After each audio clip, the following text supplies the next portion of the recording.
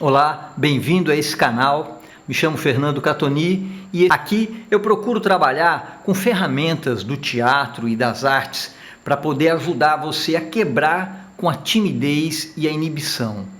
E hoje eu vou ter uma conversa muito bacana com uma ex-aluna minha, a Micaele Machado, e ela vai nos contar como foi a transformação na vida dela ter o contato com essa arte tão poderosa. Confere aí.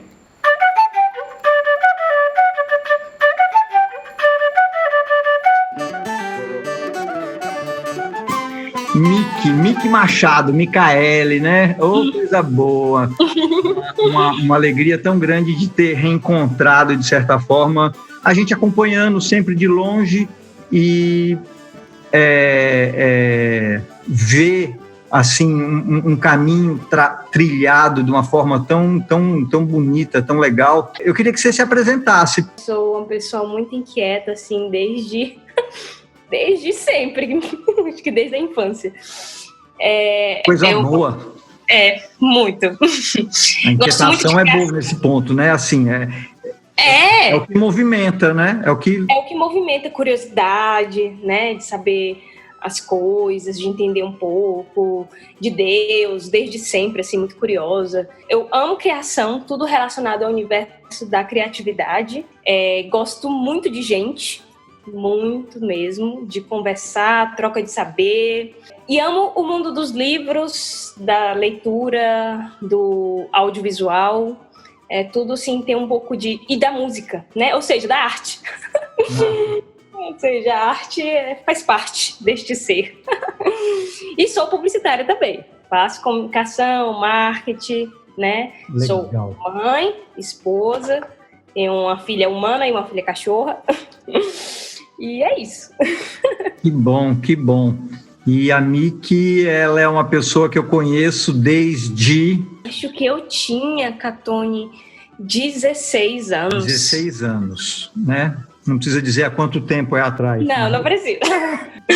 Num projeto muito legal que a Ensine proporcionou, uma instituição que a gente fez parte e que teve um trabalho de alta relevância, né? Foi uma coisa assim, um momento muito marcante na vida de todo mundo. Como era a Miki dessa época, dos 16 anos? Eu me lembro que assim, eu estava numa fase, Catoni, que eu estudei a vida inteira em colégio particular, porque meu pai era professor, né, e tal, e aí tinha essa bolsa. E na época do ensino foi a época que eu entrei na escola pública, então foi um marco para mim, assim. E um dos meus valores é o desafio. Eu preciso me sentir desafiada, sabe?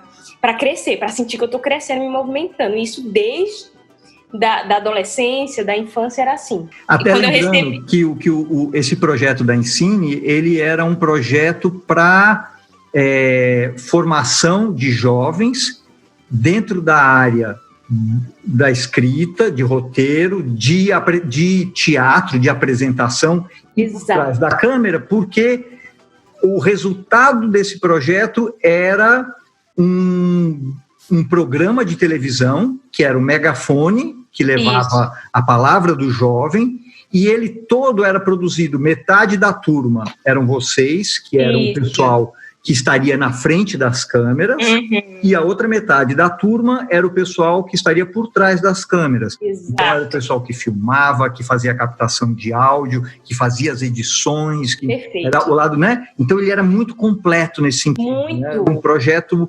magnífico, e durou muito tempo e tiveram muitos bons frutos. O que você acha que ali naquele momento, Miki, teve um aspecto marcante ali? O que mudou algo a partir dali?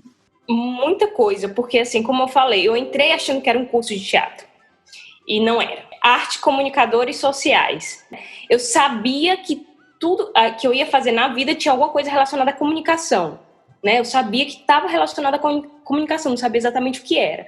E entrar nesse universo de ver tudo acontecendo, mas principalmente, eu me lembro que nos exercícios que a gente fazia, tanto você quanto a Paulinha, aí já começava aquela coisa assim, de conhecer a expressão, o corpo, de quebrar algumas coisas, de refletir no que a gente estava fazendo, de olhar para o mundo diferente, de olhar no olho. Eu me lembro da gente andando nas salas e aí você olha no olho do colega, né? Olha no olho da pessoa. E só esse exercício de olhar no olho e o do abraço. Não sei se você lembra, que a gente precisava abraçar para trocar energia, né? Eu olhava para isso, gente, é isso. Eu não sabia por que eu gostava tanto de gente, não sabia explicar, mas nesse momento, para mim, eu saía energizada, assim, eu não olhava para as circunstâncias, né, porque eu estava numa circunstância mais delicada da vida, num momento bem mais difícil, muitas mudanças. Então, aquilo para mim, eu entrei de cabeça e eu disse, é esse mundo que eu quero. Essa coisa da gente se importar com o outro, né, da arte, de tirar algumas coisinhas que eu nem sabia que tinha. Eu fui, tipo assim, é um autoconhecimento. Eu acho que eu fui me conhecendo dentro do ensino, tirando o que é que aí a partir dos desafios, porque foi muito desafio, Catônia. Assim, foi entrar, passar. A importância, né? Assim, os exercícios diários, a relação do jogo. Quando você brinca, quando você joga, você exercita aquela situação, às vezes de formas não tão explícitas. Você está trabalhando uma outra coisa, que na hora que você se desbloqueou para aquilo e você joga para uma situação mais real, aí você fala, pô, é mais fácil de fazer. Esse processo de autoconhecimento, não só de você reconhecer as suas limitações como uma coisa que seja uma barreira, mas pronto, o que é que eu tenho que fazer para poder passar, para ultrapassar, né? E esse processo, ele te mostra que você que é portadora da chave, ela está dentro de você. Na hora que você a encontra e aprende a mexer com ela, acabou, meu irmão, não tem mais porta fechada na vida. É libertador. É libertador. E como é bom ver você aí. Hoje você reside onde? Eu estou aqui em Fortaleza, Ceará. E você está onde, Miki? Diga para nós. Eu estou em Orlando. Olha aí, de férias, passeando, coisa boa. Não, estou morando, já vai fazer 2 anos. Olha aí. Estou aqui. Hoje eu estou trabalhando com internet, né? Então, assim, eu e meu marido, a gente trabalha com marketing digital. Então, a gente tem essa liberdade geográfica. Está no mundo, né? É o mundo. E Catônia, assim, você foi falando, eu me lembrei de algo, assim, muito especial, que era nas disciplinas de circo, que a gente tinha, e, gente, era uma coisa muito louca, porque além de ter tudo relacionado ao circo, assim, a brincadeira mesmo, né, a gente fez alguns exercícios na Praça do Ferreira vestidos de palhaço. E isso, para mim, foi fantástico. Foi fantástico. Foi aquela coisa de assumir o nariz, sabe? De se assumir como palhaço, de estar na rua, de estar levando as pessoas, fazer a galera rir, né? No meio do centro de Fortaleza, para quem não sabe, Praça do Ferreira é o coração, assim, né? De Fortaleza. E eu me lembro daquilo, eu fico, gente, quantas pessoas, assim, com essa idade podem dizer que participaram do movimento, assim, né? Bom, tão né? Profundo. É bom porque num momento desse, quando você assume um personagem desse, ele é totalmente puro, por assim dizer, e ele traz uma coisa boa, que ele desperta uma felicidade nas pessoas. Então, mais do que o privilégio de poder estar representando, é a responsabilidade de você saber que você está mexendo com um elemento que ele toca as pessoas, ele pode ser transformador. Então, o que é que a gente está jogando para essas pessoas nesse momento? Falando isso aqui, eu lembrando, eu fiz muita festa de aniversário como palhaço, muita. E nessa época eu não tinha transporte, carro, era de bicicleta, eu tinha uma bicicleta cargueira, e eu colocava minha mala de palhaço, com monociclo, um colchão, e numa festa eu tive a oportunidade, que foi um presente de Deus. O aniversariante, ele era deficiente visual. Então eu não chegava pronto, eu chegava normal e me transformava na frente das crianças. Ah, legal. Esse processo foi a atenção e o cuidado que eu tive com ele, sem também ficar, coitadinho, coisa. Claro. Um ser humano que merece o respeito da gente como qualquer outro ser humano. Mas eu coloquei de uma forma tal que marcou muito para mim, porque eu fiz muitas festas, muitas, mas essa eu não esqueço, então é porque marcou. Passaram-se 20 anos, não sei quantos, 25 anos, eu estou há quase 40 aqui em Fortaleza, e eu numa empresa fazendo um trabalho, e a empresa, uma sala muito ampla, só com aquelas baias, né, separando, e eu passando com uma pessoa, conversando, quando de repente de uma baia a pessoa fala, Fernando Catoni, aí eu parei assim, né, tomei aquele susto, aí ele levantou, eu reconheci pela sua voz, que era você, ele falou.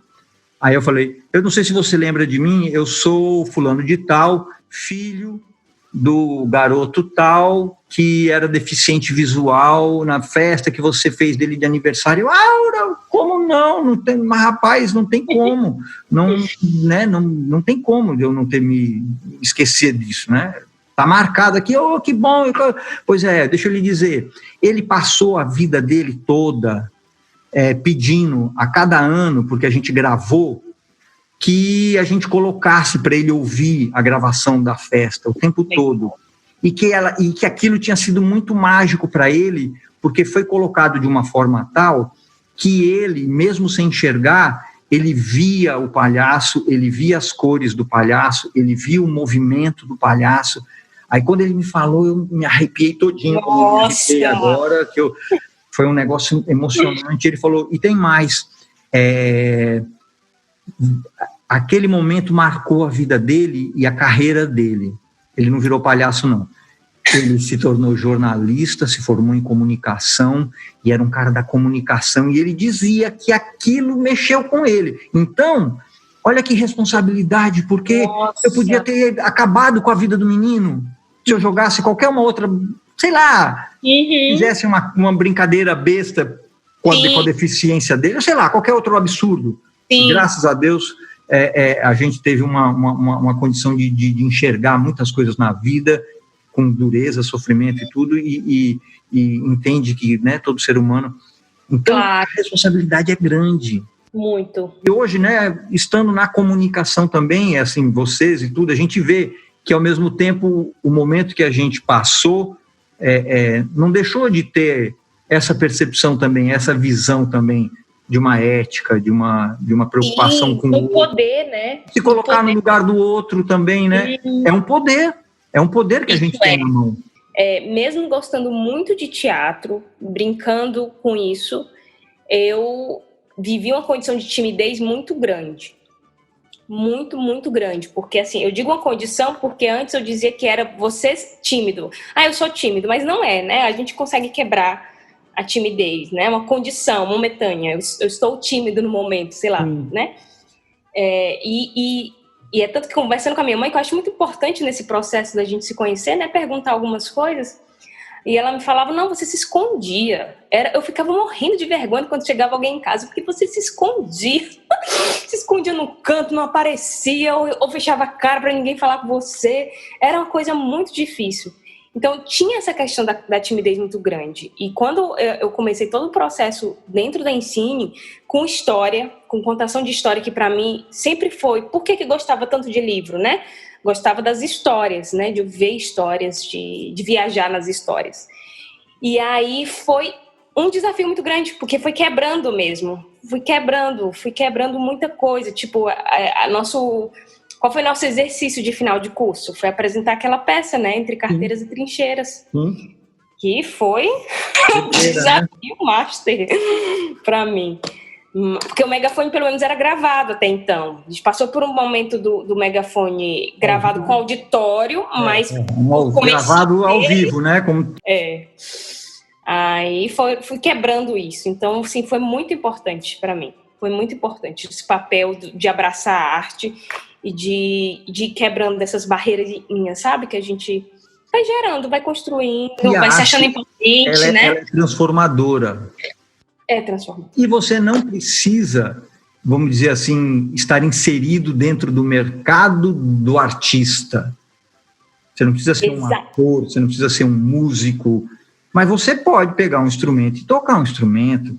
Você pode cantar, e eu não preciso de plateia para cantar, eu tenho vontade de cantar. Então, a gente pode estar trabalhando, me deu vontade de dançar, eu vou dançar, eu posso dançar bem certinho, o 2 para lá, 2 para cá, como eu posso, minha cabeça, o que ela vai me permitir dançar, o que meu corpo é possível fazer, qual é o movimento, e nessa descoberta você desbloqueia, você se libera, você se solta, você cansa, você tem que respirar. Então, se você está numa atividade, se você não controlar a sua respiração, aí quando às vezes dá aquele burnout lá, né? O que vai dar, que uma timidez pode gerar, a importância de você ter um controle da respiração para poder entender que o meu sistema vai entrar em colapso. Espera aí. Opa. Então, né? Fazer uma meditação, é um conjunto que não é assim, tome uma pílula e resolva. Você vai ter que, a partir da hora que você escolher a pílula vermelha ou a azul, né? Não tem volta, tomar, né? Você tem que para o resto da vida, você tem que, e é só benefício, é só coisa boa. É verdade. É uma construção, né, Miki? É uma construção que não é uma coisa que você chega para a pessoa e diga assim, olha, mude. Aí o cara faz e mudou. Não é. Né? Para mudar, é como, cara, a natureza, ela é perfeita, né? O universo, ele nos ensina o tempo todo. Então você não põe uma semente hoje na terra para comer o fruto amanhã. Você vai ter que cuidar dela, ter paciência, ela vai ter que regar todo dia, tirar os matinhos, cuidar, e inverno protege, não sei. Aí um dia, se ela for muito bem cuidada, com um carinho diário, ela vai te dar um fruto. Então, um aprendizado, um novo hábito, uma transformação de uma postura e de uma dificuldade, de um bloqueio, você tem que trabalhar pedacinho por pedacinho, passo por passo. É como um exercício do circo, uma acrobacia. Você não vai saltando, você tem que começar com uma cambalhota, né, um dia você vai saltar, mas tem que treinar todo dia, tem que exercitar. Então, às vezes, é doloroso também. A pessoa tem aquela dor, tem aquele conflito, tem aquela dificuldade e ela não consegue, ela sabe, eu preciso mudar. Comece com um passozinho pequeno, não queira sair do 0% para o 100%. Exato. Vai buscando um pedacinho, aí eu conquistei esse pouquinho, que massa, vibre, né? Vibre com a conquista do pouquinho. Comemore, né? Aí, agora eu vou dar mais um passo, só um passo. Aí vai dar um passo. Eu corri muito tempo. Tem para mim que essa saúde, essa preocupação de você tentar estar bem fisicamente, ajuda com muita coisa. E eu procuro imaginar... E é mental também, né? Corrida também é um exercício mental. Eu procuro imaginar que a minha criança ainda não se tornou adulta. Ela continua criança. E ela se manifesta muito às vezes. Então, eu acho legal isso. Porque você está brincando, você está o tempo todo. E esse cuidado, esse brincar, você não vê aquele menino parado. Menino é pulando, isso. Quando passa, ela está doente. Né? Então, eu ainda me sinto meio menino nesse sentido. Que ótimo. Como eu treinei por muito tempo, aquilo se tornou habitual. Fica fácil de se fazer, porque eu exercitei há 40 anos que eu estou fazendo. Então, e eu corria. Cheguei a correr meia maratona, eu estava me preparando para fazer uma maratona, e aí eu tive um problema na lombar, e aí o médico falou, tira da sua vida. Né? Mas enquanto eu corria, são 30% físico e 70% mental. Muito. Então... Eu corro, Catoni. Eu sei, aí, mais cabeça. Você vê numa coisa real ali, e depois você joga isso para outra coisa da vida, você vai ver, é o mesmo sistema. E como é que tem que ser? É um passo depois do outro. Eu vou correr 21 quilômetros, então nos 5 já começa a dar aquele cansaço. No 10, você já pensa, que eu... Tá bom, né? 10 tá bom, né? Com 15, o joelho já tá doendo, a virilha já tá... Aí você fica pensando, poxa, cara, por que eu fui inventar isso, né? Só que aí um outro lado chega e fala, não, meu irmão, calma, não queira dar uma carreira agora, que você vai quebrar e vai morrer ali. Dê um passo, não ande, ou se precisar andar, ande, não pare. É verdade. Mas não pare, vá devagar, vai, controle, administre a lentidão, o processo, a permanência, né? A regularidade de um ritmo, mesmo que seja devagarinho, mas não deixe de fazer. Aí na hora que você vê, tu tá passando pelo pórtico da chegada. Meu irmão, a sensação é muito boa. E hoje, como eu não posso mais correr, o médico falou, vai pedalar. Então eu pedalo, só que eu pedalo de monociclo.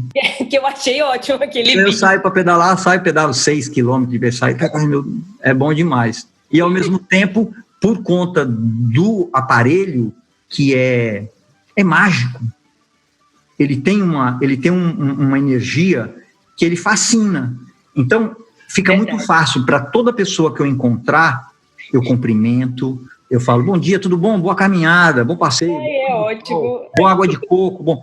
E as pessoas, às vezes, elas vêm emburradas, vêm fechadas e olha assim. Aí você quebra. Ela, bom dia! Você vê que um sorriso. Então, a arte, ela, olha como ela é mágica. É um negócio que é transformadora, ela abre portas. Abre portas. Se você souber tocar um violão, 4 acordes, e arriscou cantar uma música, e chegar num encontro de amigos, pega um violão aqui, vou tocar. Aí, né? Aquilo não alegra, não canta, não chama, de repente alguém pega um outro instrumento e vai tocar junto. Quer dizer, todas as coisas, todos os elementos voltados da arte, eles são muito poderosos. E aí, tá gostando da conversa? Na próxima semana nós vamos trazer a segunda parte desse papo com a Miki Machado. E se você gostou, se inscreva, comente, ative as notificações, dê um like e faça perguntas. É muito importante para a gente estreitar cada vez mais esse nosso laço de comunicação. Te espero na próxima semana.